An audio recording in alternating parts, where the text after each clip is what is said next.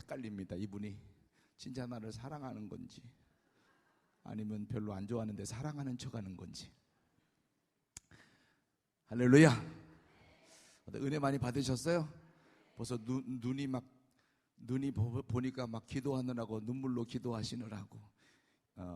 따라합시다. 마음껏 울고, 따라서 하는데 현찮네요. 마음껏 울고, 마음껏 웃고, 마음껏 행복해야 하는 사모 되게 하옵소서. 아멘. 한국 사람은 울고 싶을 때 울어야 이 응어리가 안 생겨. 그리고 마음껏 웃어야 우리 하나님이 기뻐하셔요. 항상 그게 하나님의 뜻이에요. 그러니까 얼굴 펴야 돼. 아멘, 아멘 하면 돼요. 이렇게. 할렐루야. 그래서 은혜 받는 복 있는 시간이 됐으면 좋겠습니다. 자, 이 시간에는 미국 남가주 사랑의 교회를 담임하시는 노창수 목사님께서 한국에 오셨어요. 그래서 오시게 될 때 세미나에 모시는 게 얼마나 좋을까 싶으셔가지고 그 3일교회 지금 특세 인도 중이신데 이때를 기회로 모셔야 되겠다 그래갖고 모셨는데 잘 오신 것 같아요. 그죠? 그러면 잘 오셨다고 우리가 환영을 해드려야 될 게 아니겠어요? 예. 그래서 자, 우리 이제 우리 노창수 목사님 나오셔서 말씀을 증거하시고 은혜를 나눌 때 많은 은혜 받으시기 바랍니다. 박수로 모시겠습니다.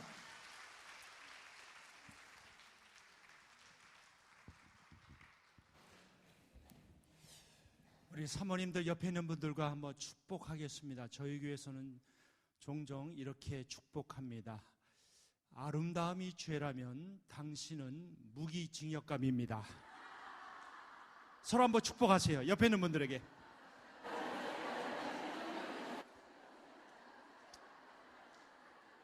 다시 하겠습니다.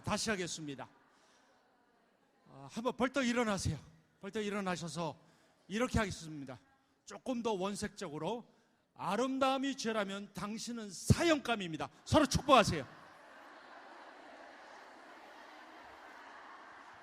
네. 한 번 더 큰 소리로 다른 사람에게 아름다움이 죄라면 당신은 사형감입니다. 축복하세요. 예, 허구해 주세요. 옆에 있는 분들 허구해 주세요. 한번 허구해 주세요. 예, 사랑합니다. 축복합니다. 허구해 주세요. 예. 네. 앉으시기 바랍니다. 우리 사모님들 다 사형감입니다. 믿으십니까? 예. 다 사형감이세요.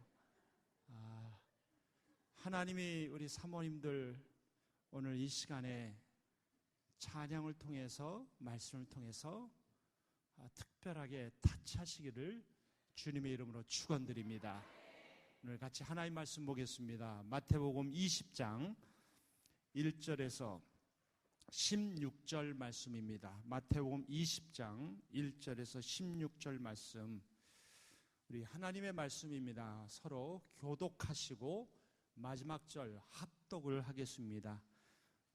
마태복음 20장 1절을 제가 먼저 읽겠습니다. 천국은 마치 품꾼을 얻어 포도원에 들여보내려고 이른 아침에 나간 집주인과 같으니 그가 하루 한 데나리온씩 품꾼들과 약속하여 포도원에 또 제3시에 나가보니 장터에 놀고 서 있는 사람들이 또 있는지라.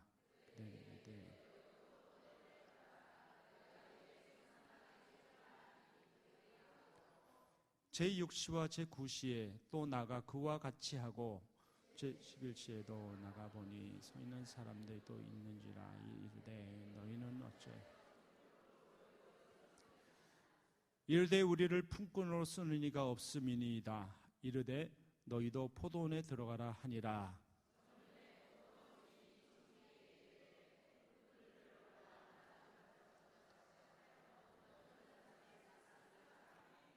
제11시에 온 자들이 와서 한 데나리온씩을 받거늘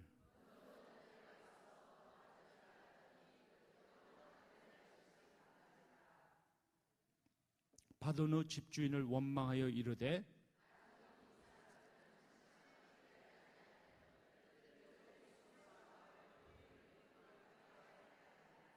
주인이 그 중에 한 사람에게 대답하여 이르되 친구여 내가 네게 잘못한 것이 없노라.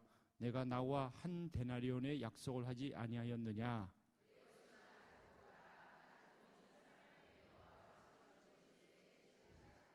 내 것을 가지고 내 뜻대로 할 것이 아니냐. 내가 선함으로 내가 악하게 보느냐.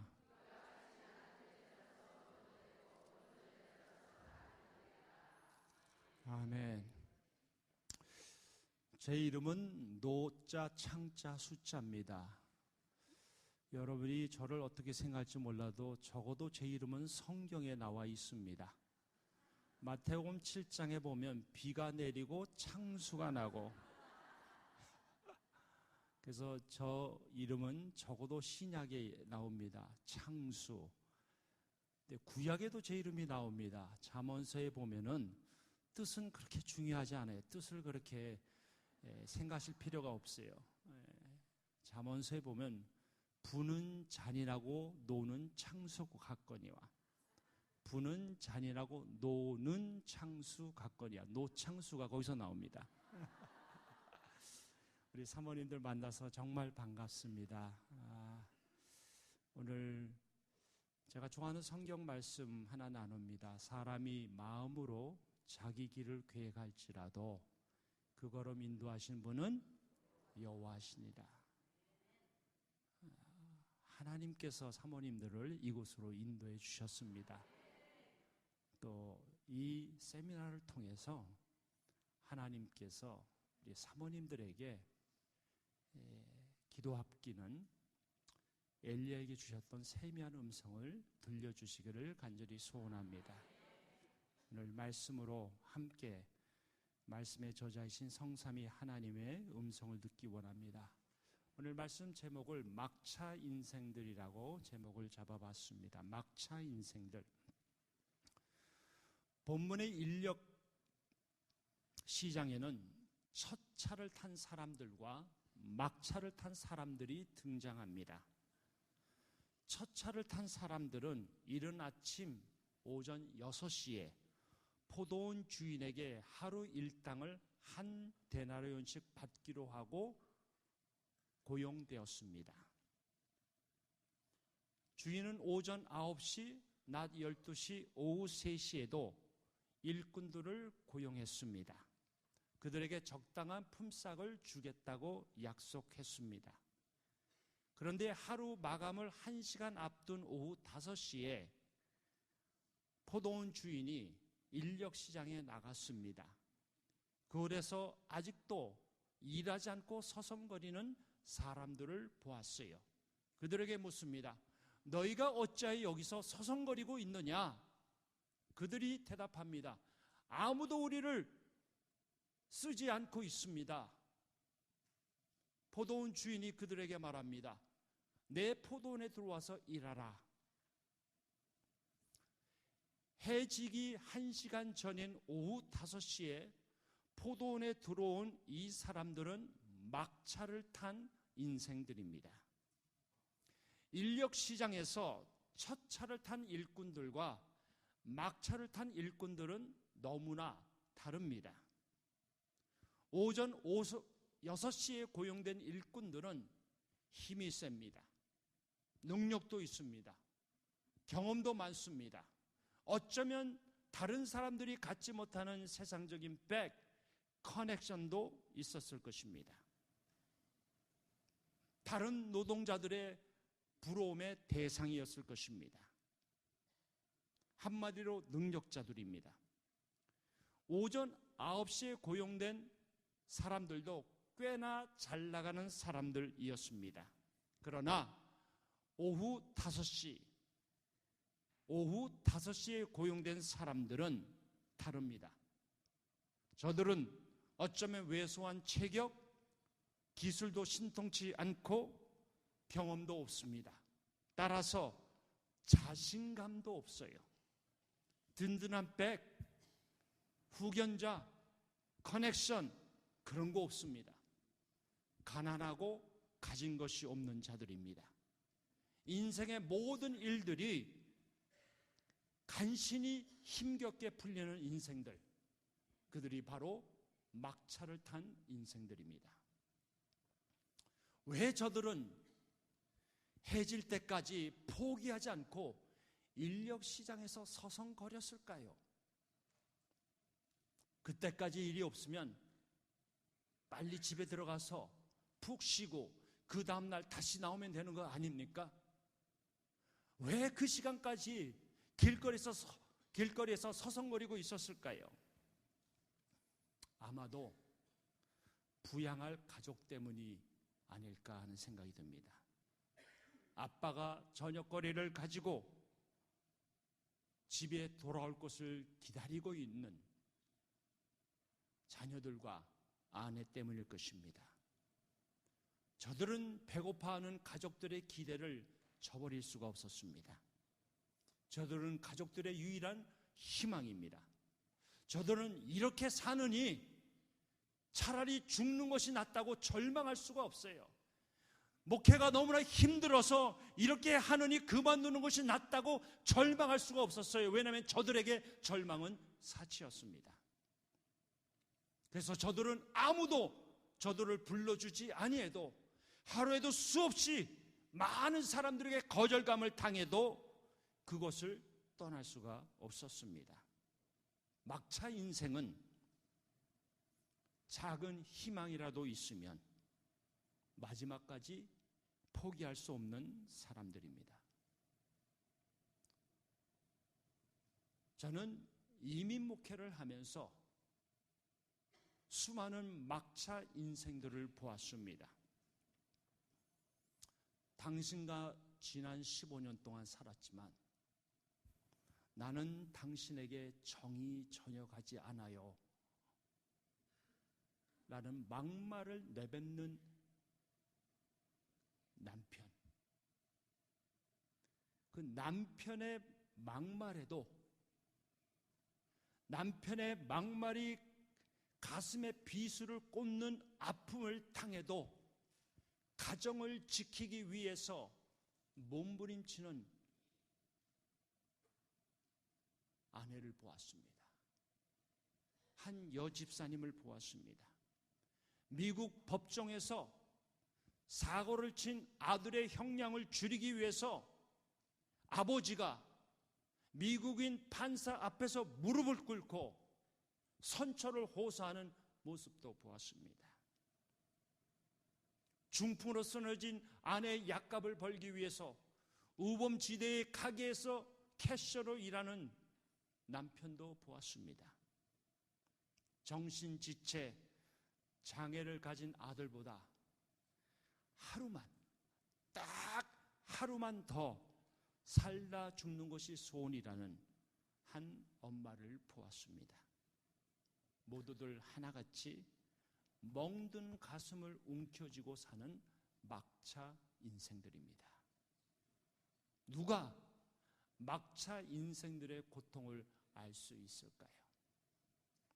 막차 인생들이 무엇을 깨달아야지만이 절망을 떨쳐버리고 희망의 끈을 붙잡고 벌떡 일어날 수 있을까요? 오늘 이 질문에 대해서 저와 여러분이 하나님의 음성을 듣기를 소원합니다. 두 가지 메시지입니다. 첫 번째는 막차 인생들에게도 하나님이 은혜를 주신다는 사실을 알아야 합니다. 따라하시 바랍니다. 막차 인생들에게도 하나님이 은혜를 주신다. 믿으십니까? 막차 인생들에게 은혜를 주시는 하나님이 계세요.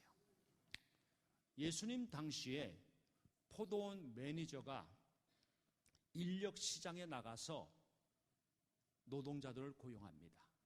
그런데 오늘 본문은 포도원 주인이 직접 나가서 노동자들을 고용했어요. 그것도 5차례나 나가서 직접 고용했습니다. 왜요? 매니저가 없어서요? 포도원 주인이 포도원 경영을 할 줄 몰라서요? 늦기 전에 추수를 해야 하기 때문에요? 그렇지 않습니다. 그럼 왜 주인이 직접 나가서 노동자들을 고용했을까요? 포도원 주인은 하나님이세요.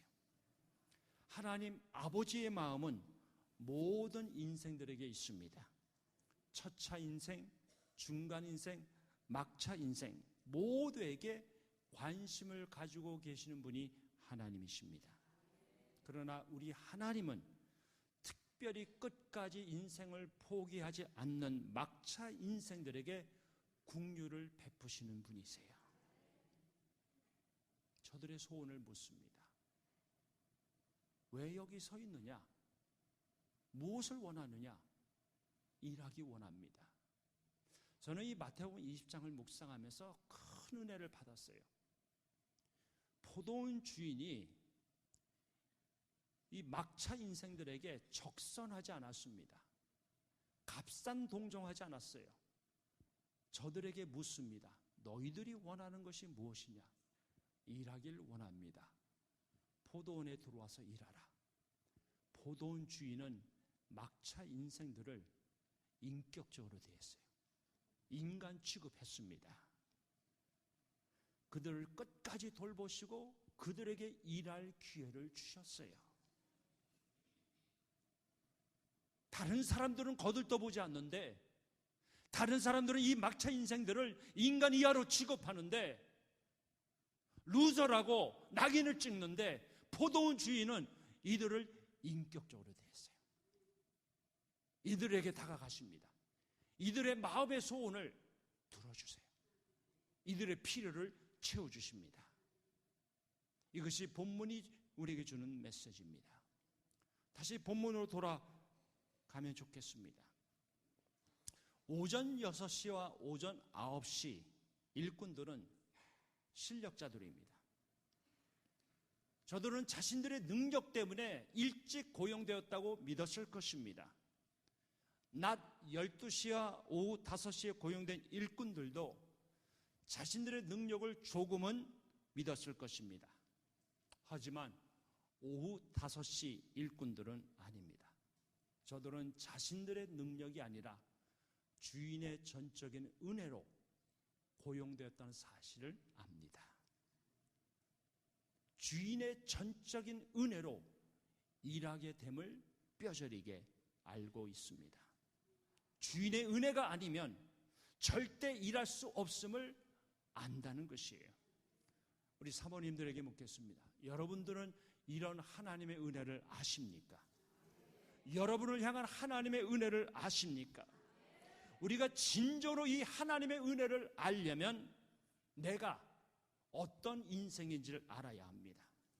우리 부족한 종이 사모님께 묻겠습니다. 우리 사모님들은 몇 시 인생이십니까? 지금까지 남편을 내조하며 수많은 영혼들을 돌보시면서 사모로서 주님 앞에서 삶을 드리면서 사시지 않았습니까? 여러분들에게 묻습니다. 여러분은 몇 시 인생이십니까? 오전 6시, 오전 9시에 고용된 능력자들이십니까? 여러분들은 시험만 치면 A학점 받고 대학교를 졸업하기도 전에 대기업에서 여러분들을 스카우트 하려고 하고, 여러분들이 이력서를 내기도 전에 수많은 교회에서 여러분을 오라고 하고, 여러분들은 그냥 가만히 있어도 저절로 일이 잘 풀리는 오전 6시, 오전 9시 인생이십니까? 아니면 적당히 인정받는 낮 12시 인생이십니까? 아니면 간신히 턱걸이하는 오후 3시 인생이십니까? 아니면 아무리 노력해도 길이 열리지 않고 아무리 노력해도 인생의 대로가, 목회의 대로가 열리지 않은 오후 5시 인생이십니까?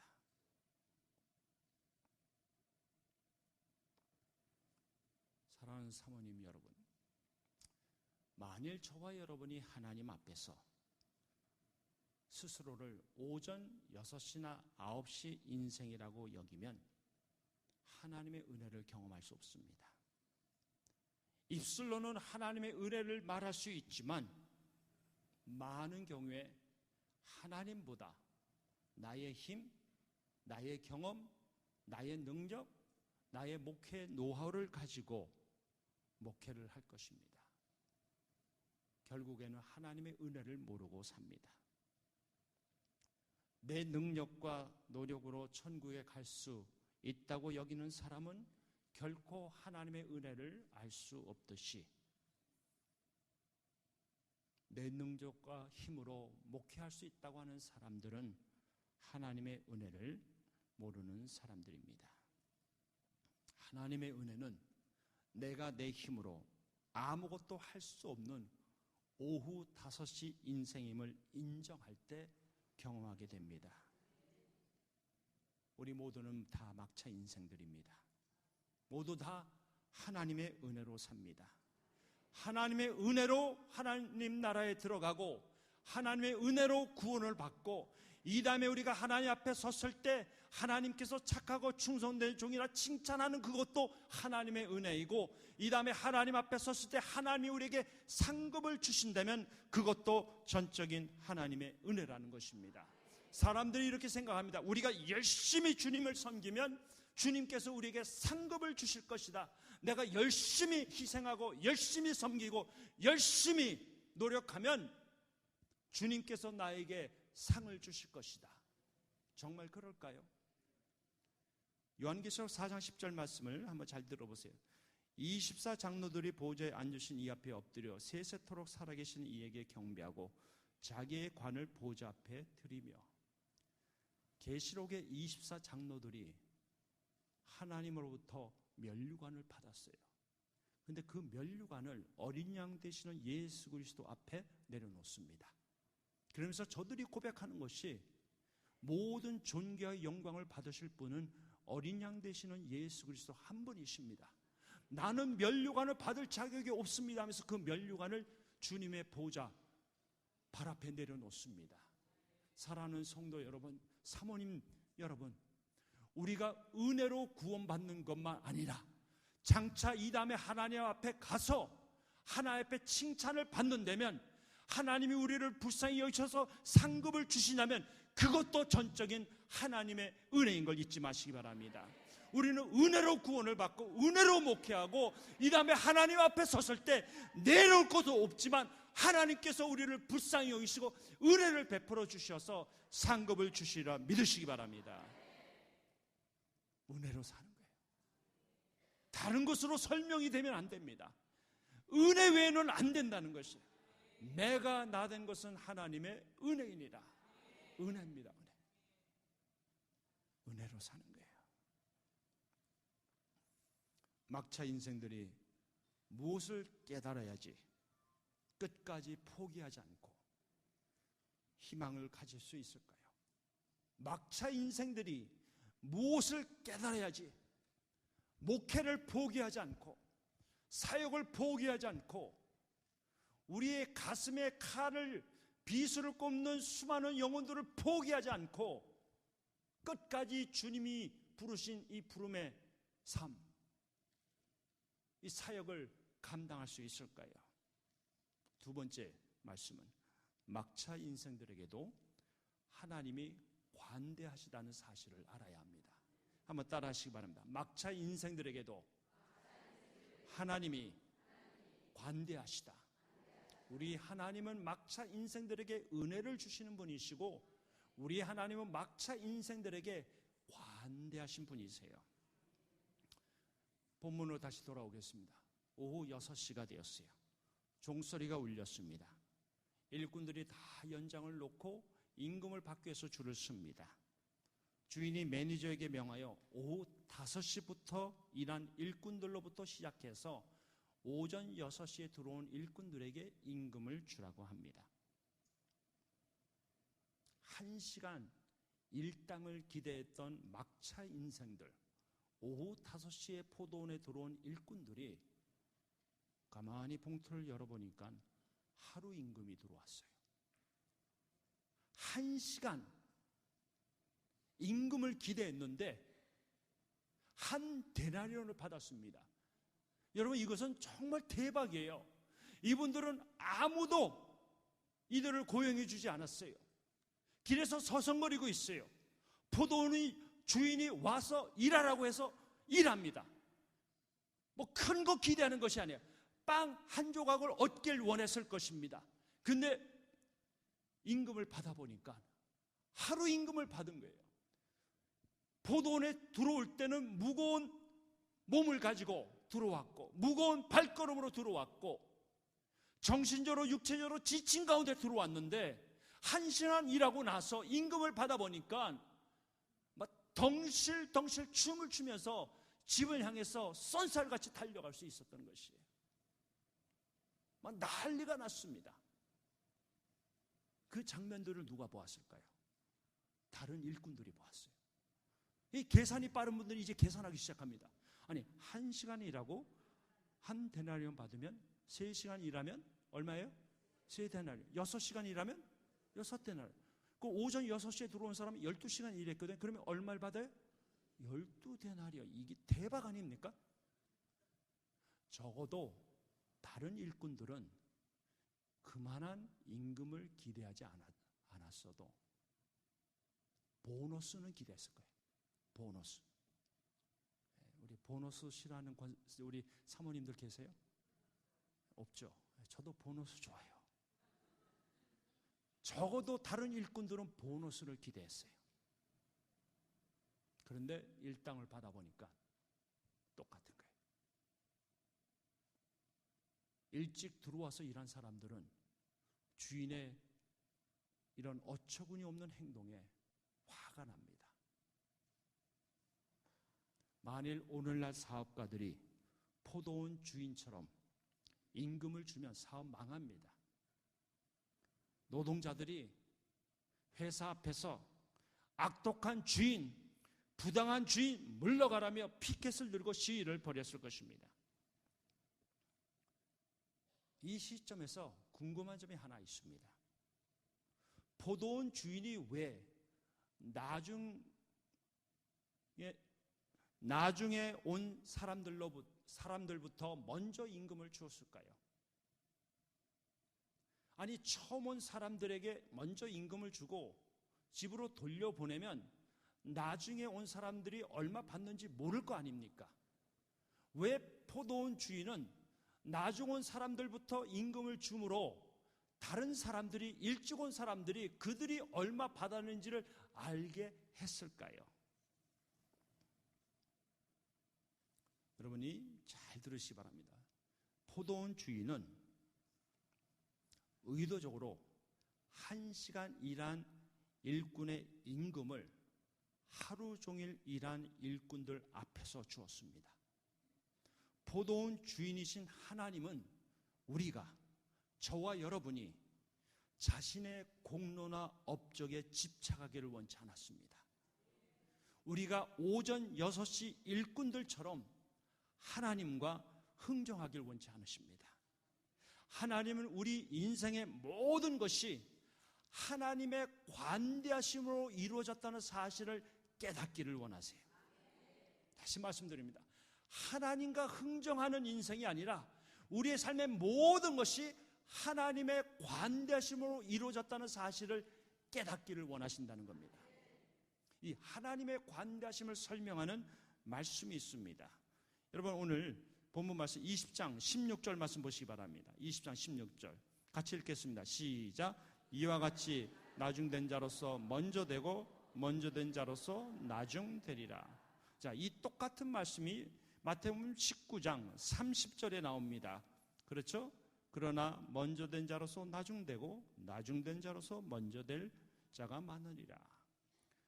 마태복음 19장 30절에 이 말씀이 나오고 포도원의 비유가 나오고 그 다음에 16절에 가서 이와 같이 나중된 자가 먼저 되고 먼저 된 자가 나중된다는 말을 또 한 번 반복해서 말합니다. 근데 이 말씀은 받아들이기가 참 어려워요. 세상은요, 처음 된 자가 처음 되고 나중된 자가 나중됩니다. 그런데 주님은 처음 된 자가 나중되고 나중된 자가 처음 된다고 말해요. 주님은 마태복음 19장에서 부자 청년을 통해서 처음 된 자가 나중되고 나중된 자가 처음 된다는 것을 설명을 합니다. 마태복음 19장에 부자 청년이 등장합니다. 이 부자 청년은 세상적인 물질의 기준으로는 처음 된 자입니다. 헤던 라빈슨 교수님에 의하면 그는 아침 일찍 출근하기 전에 스포츠카를 타고 별다방이 뭔지 아시죠? 스타벅스 별다방입니다. 별다방에 가서 카페 라떼를 한 잔 오더해서 그거 마시면서 출근합니다. 회사에 도착하면 발레 파킹 들어갑니다.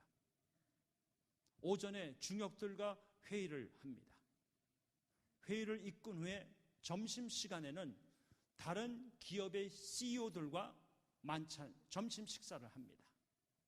그리고 이른 오후에 퇴근해서 피트니스 클럽에 가서 운동하고 다시 스포츠카를 몰고 집을 향합니다.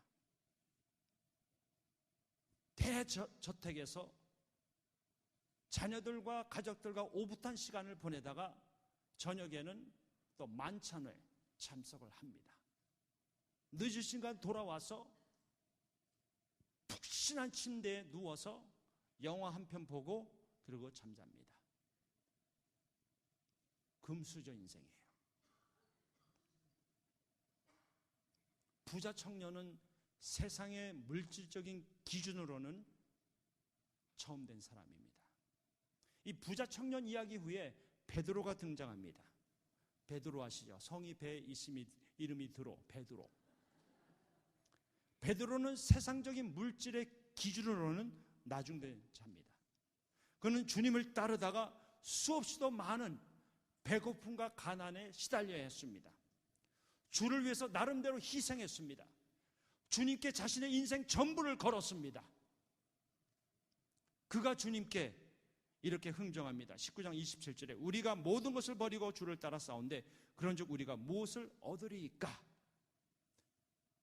베드로는 지난 3년 동안 주님을 따랐던 그 일에 대해서 보상받기를 원했어요. 다른 제자들도 베드로처럼 무엇인가 보상받기를 원했습니다.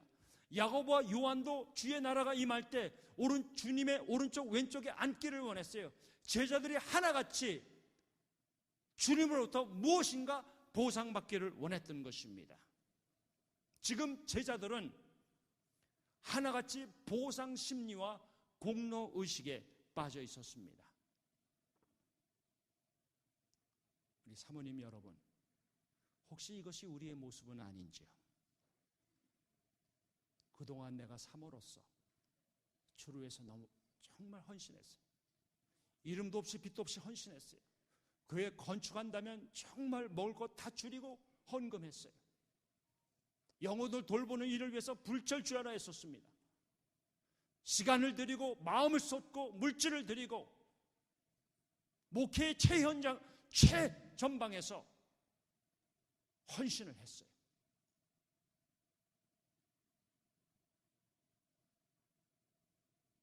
내가 이 정도 헌신했다면 주님이 적어도 이 정도는 해 주셔야 되는 것이 아닌가. 내가 주를 위해서 이렇게 희생했는데 주님이 적어도 이 정도는 보상해 줘야 되는 것이 아닌가. 정말 그럴까요? 사랑하는 사모님 여러분, 믿음 생활 하시면서 하나님과 흥정하시면 안 돼요.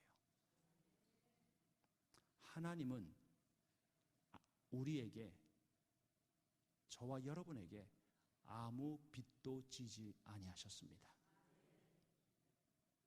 부자 청년처럼 오전 6시 일꾼처럼 주님과 흥정하면 나중된 자가 됩니다.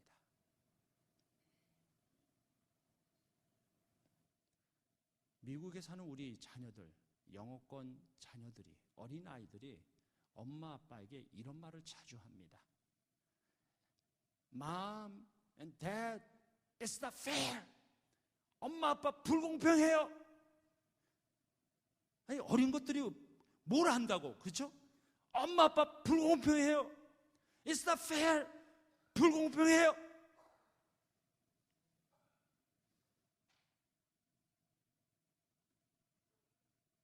세상은 불공평합니다. 사모님들이 더 잘 아시죠? 세상에서 산다는 것 자체가 불공평합니다. 세상이 불공평하기 때문에 우리는 적어도 우리 하나님이 우리에게 공평하길 원해요. 우리 사모님들에게 묻겠습니다. 여러분들은 주님의 공평을 원하십니까? 주님의 관대하심을 원하십니까? 죄의 삭슨 사망에 의인은 없나니 하나도 없어요. 죄의 심판이 있습니다. 이것은 주님의 공평하심이에요. 탕자가 방탕한 삶을 사다 아버지께로 돌아왔어요. 아버지께서 그를 무조건적으로 받아들입니다. 잔치를 열라고 합니다. 민족의 피를 빨아먹은 삭개오를 그대로 용서해 줍니다. 70번씩 7번 용서해 줍니다. 이것은 하나님의 관대하심입니다. 사모님들은 믿음 생활 하시고 교회를 섬기시면서 하나님의 공평하심을 원하세요? 하나님의 관대하심을 원하세요?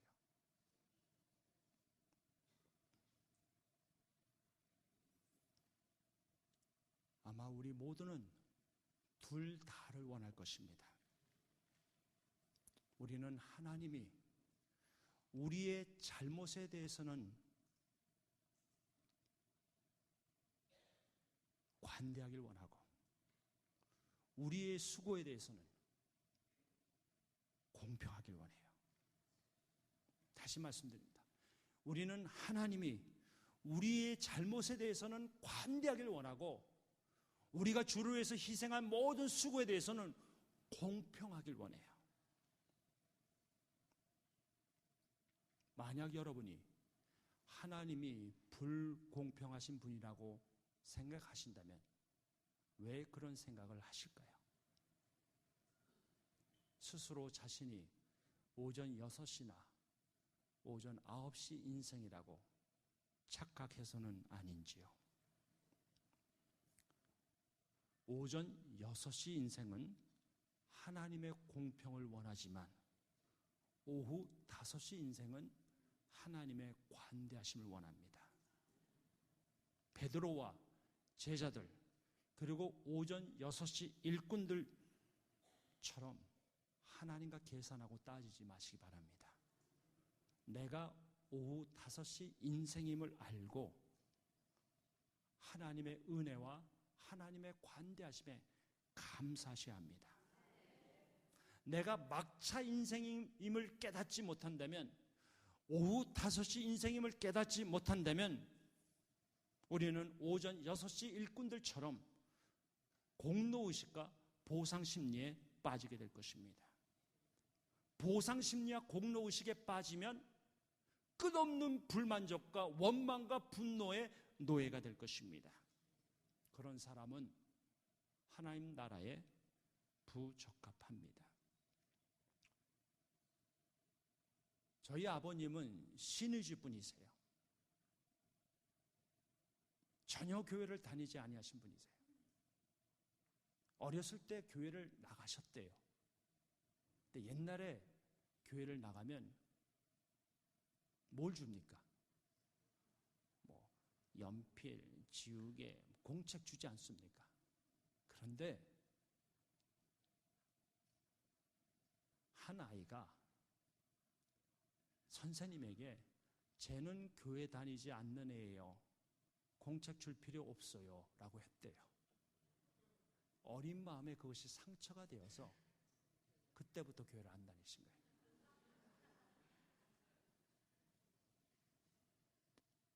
남한으로 내려오셔서 공부하셔서 약사가 되셨어요. 그리고 미국에 이민을 가셨습니다. 저는 이민 가정에서 성장한 소위 말하는 1.5세대입니다. 저희 아버님이 안티 크리스찬이에요.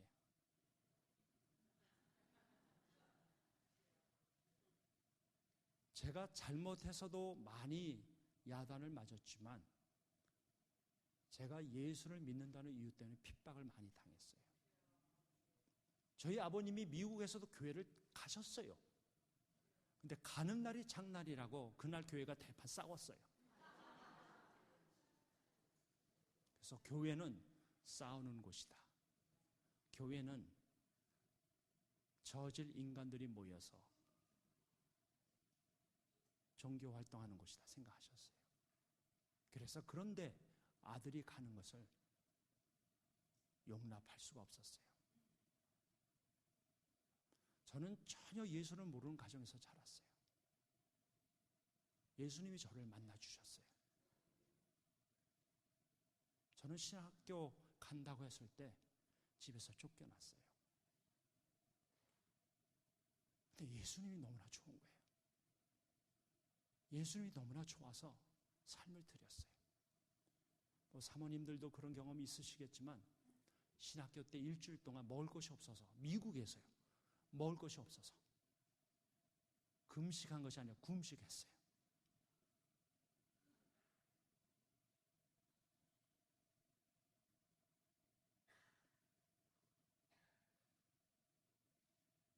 제가 계획했던 대로 일이 되는 게 하나도 없었어요.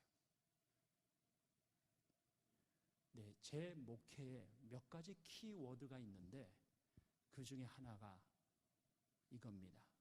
감지덕지하다. 저는 정말 감지덕지예요.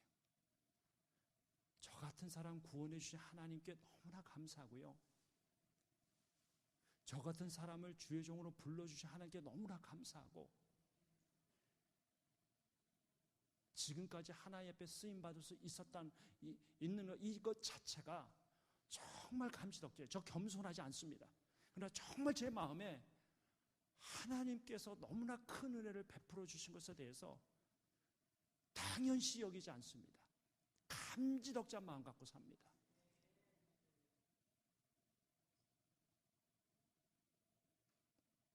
제 방법이 옳은 방법은 아닐 거예요. 정상적인 방법은 아닐 겁니다. 반드시 이렇게 돼야 된다고 생각하지 않습니다. 그런데 하나님께서 제 삶에 어떻게 역사하셨냐면, 신학교를 졸업해서 지금까지 부목사 생활이든 담임이든 단 한 번도 하나님께서 이력서를 내게 하지 않으셨어요. 하나님께서 저 같은 사람 이력서 내면 안 될 걸 뻔히 아시니까 미리 앞장서셔서 인도해 주셨어요. 그래서 저는 사모님들처럼 하나님의 은혜가 뭔지를 조금 압니다. 하나님의 은혜로 살아요. 하나님의 은혜 아니고는 설명이 안 되는 인생이 돼야 돼요.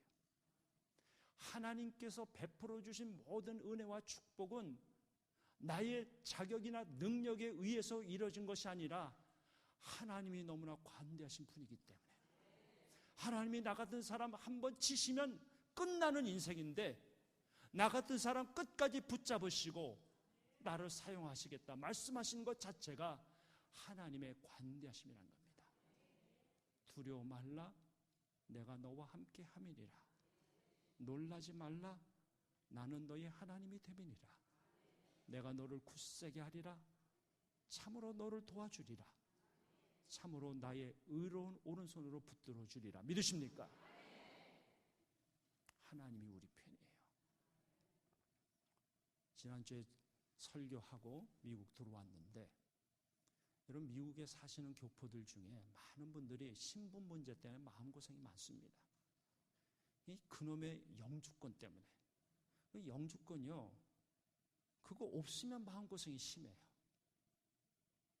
있으면 뭐 큰 차이가 없는 것 같은데 그거 없으면 아이들 대학교 보내기도 학비도 너무 비싸고 신분 문제 때문에 늘 불안한 삶을 살아요. 한 집사님 부부가 있어요. 남미에서 미국으로 넘어왔는데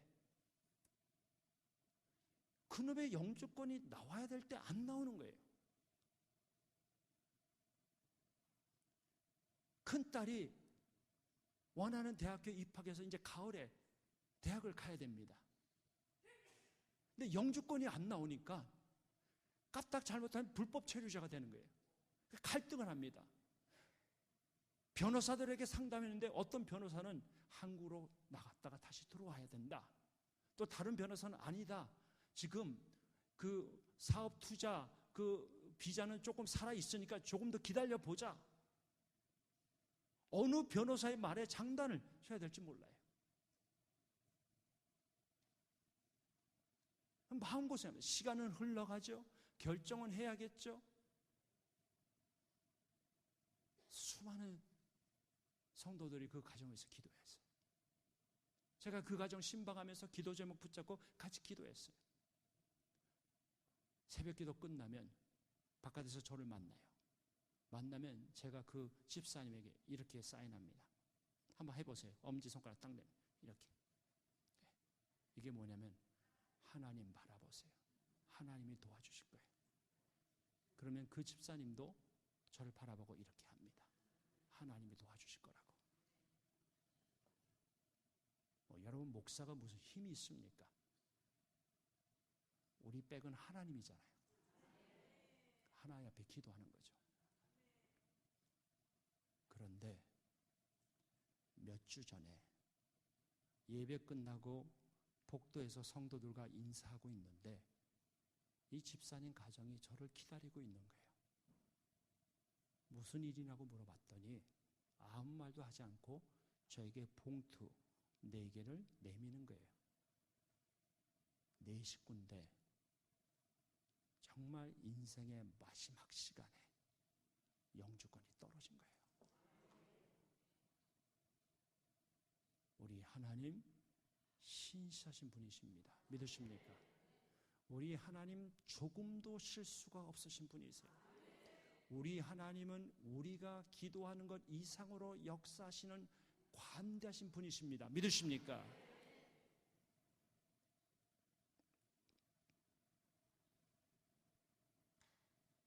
하나님 관대하신 분이세요.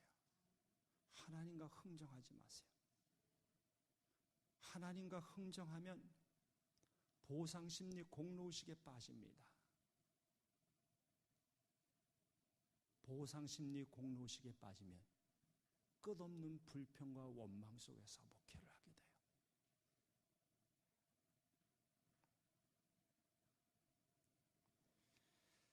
말씀을 마무리하겠습니다. 미국에 이민을 와서 크게 사업을 했던 한 남자 집사님이 계세요. 사업을 하는데 너무나 잘 되는 거예요. 소위 말로 대박이 났어요. 정말 사업이 잘 됐어요. 막 번창합니다. 믿음이 좋은 집사님 가족이에요. 근데 어느 날 절친, 아주 친한 친구에게 사기를 당했어요. 재정적인 피해가 이만저만이 아닙니다. 그 사기를 당하고 나서 이 집사님이 눈물을 흘리면서 파산 신청을 했어요. 그 충격으로 이 집사님이 뇌졸중으로 쓰러지셨어요. 언어 장애가 생겨서 소통을 못합니다. 한쪽 몸에 마비가 와서 움직일 수가 없었어요. 아내가 대소변을 가리지 못하는 남편을 도와야 했어요. 잘 나가던 집안이 하루아침에 알거지가 되었어요. 그런데 남은 가족들은 절망할 수밖에, 절망만 하고 있을 수 없었어요. 그래서 대학교에 다녔던 큰딸이 대학교에 휴학계를 내고 직장을 구했어요. 아내는 하루 종일 남편 병간호 하다가 딸이 직장에서 돌아오면 밤 청소하러, 새벽까지 밤 청소하러 나갑니다. 그 가정의 막내 아들은 고등학생인데 학교에서 돌아와서 숙제와 공부를 마치고 어머니가 늦은 시간까지 청소하는 것이 너무나 안쓰러워서 엄마 따라 밤 청소하러 나갑니다.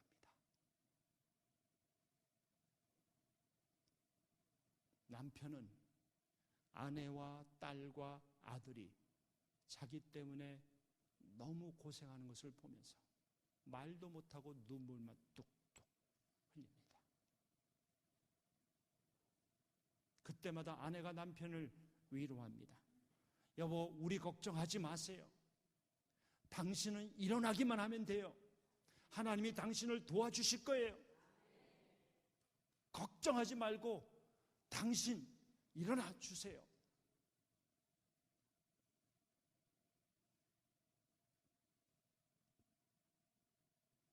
이 남편이 뇌졸중으로 쓰러진 지 한 달 만에 기적적으로 일어났다. 이런 이야기가 나오면 얼마나 좋겠습니까? 그렇지 않았어요. 1년이나 세월이 흘렀어요.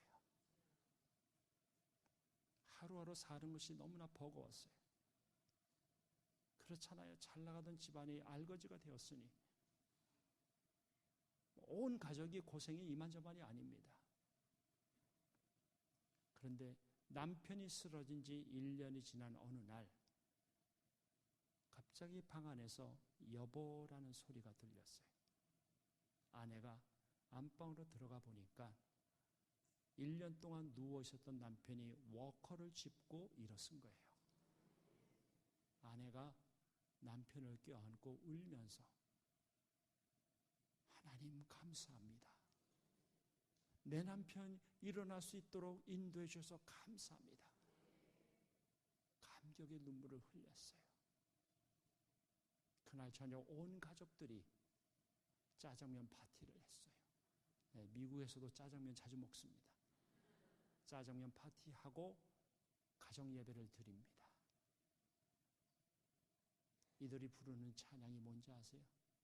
오 신실하신 주, 오 신실하신 주. 남편이 1년이 넘도록 뇌졸중으로 쓰러져서 거동할 수 없는 상태에 놓였는데도 불구하고 온 가족들은 하나님은 신실하다고 고백합니다. 찬양을 부르면서 아내도 울고 두 자녀도 울고 남편도 웁니다. 사모님 여러분, 여러분에게 묻습니다. 여러분은 몇 시 인생입니까? 목회 잘 되세요? 근심 걱정 없으세요? 목회만 하면 영혼들이 구름대까지 몰려옵니까? 다른 사람보다 더 큰 교회 세우고 영적인 임팩트를 끼치는 일이 너무나 많아서 내가 하나님께 쓰임받는다는 그 사실 때문에 남다른 자부심과 긍지를 갖고 있는 분들이 계십니까? 혹시 여러분 마음속에 나는 하면 된다. 하나님이 나에게 이런 은사를 주셨다.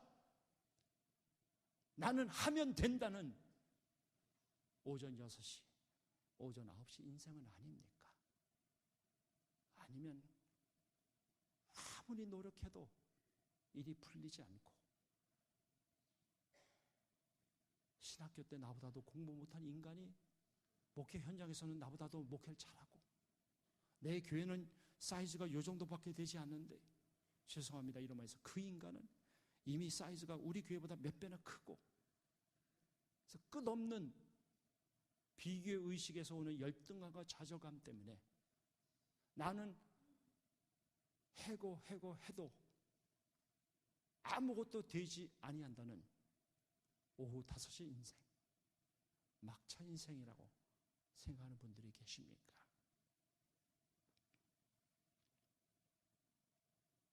우리 모두는 다 하나님 앞에서 막차 인생들입니다.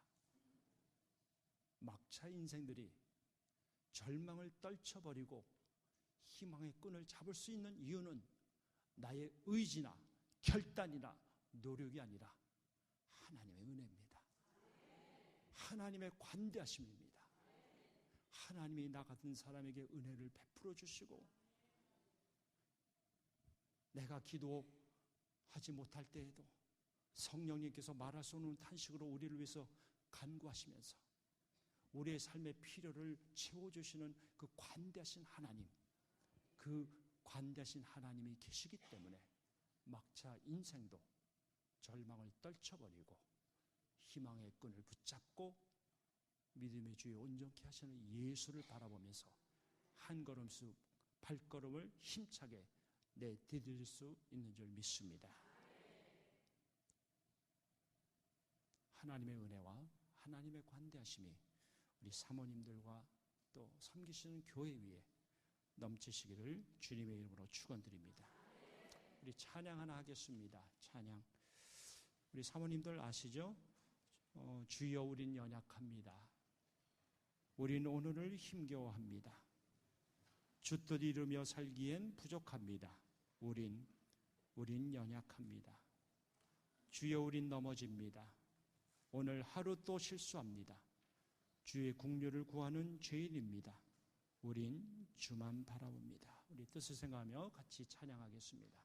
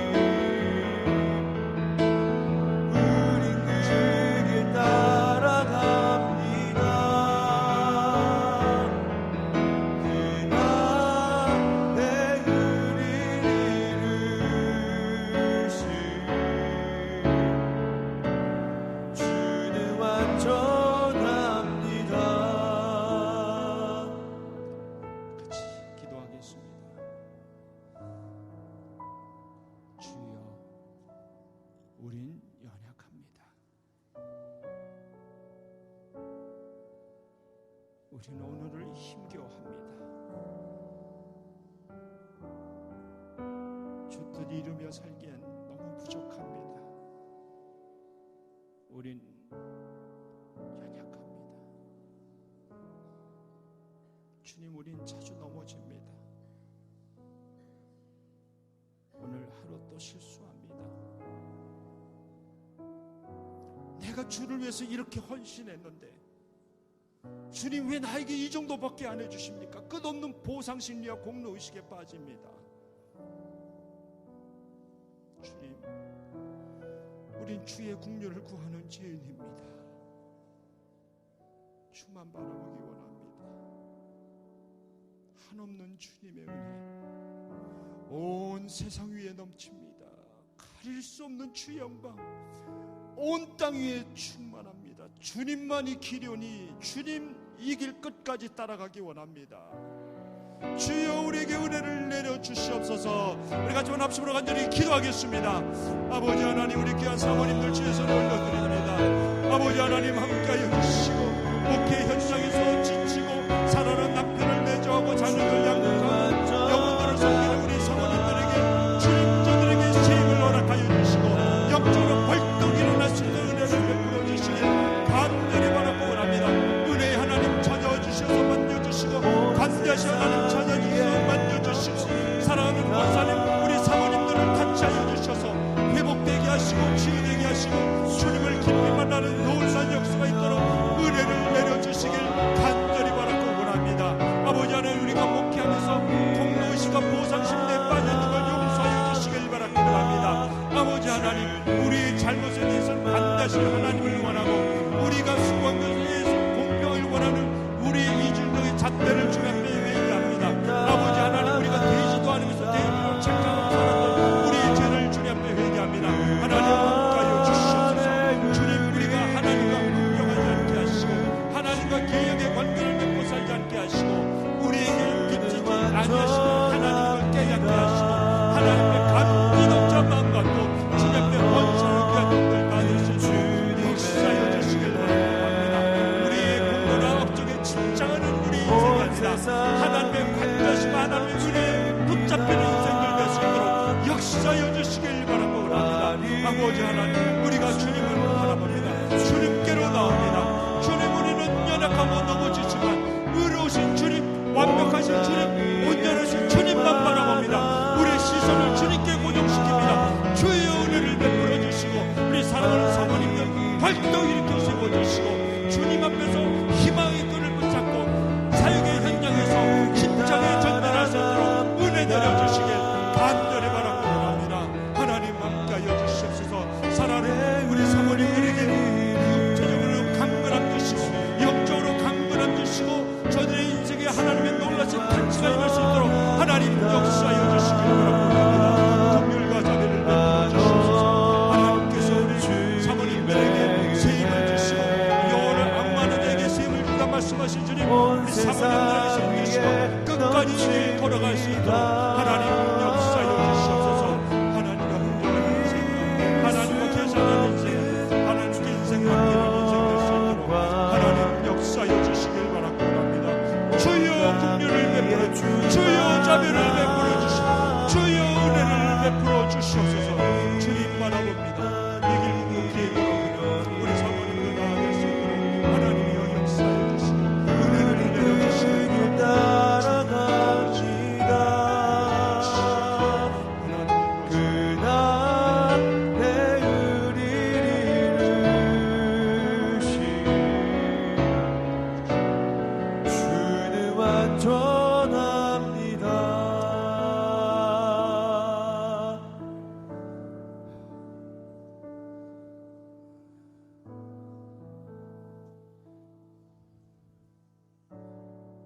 우리 존경하는 사모님 여러분,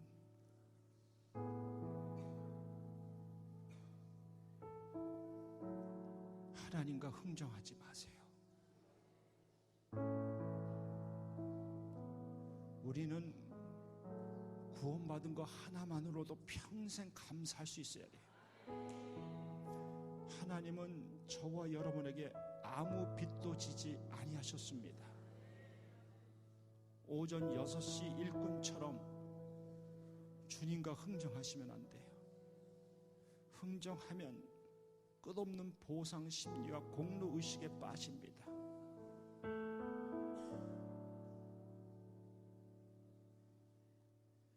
저는 안 믿는 가정에서 자라서 목회를 하면서 참 시행착오가 많았어요.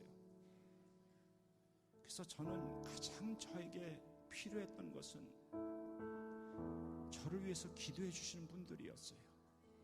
부모님으로부터 기도를 받지 못하니까 하나님께서 제 삶에 두 분을 허락해 주셨는데, 한 분은 미국에 와서 바느질 공장 하시다가 강도가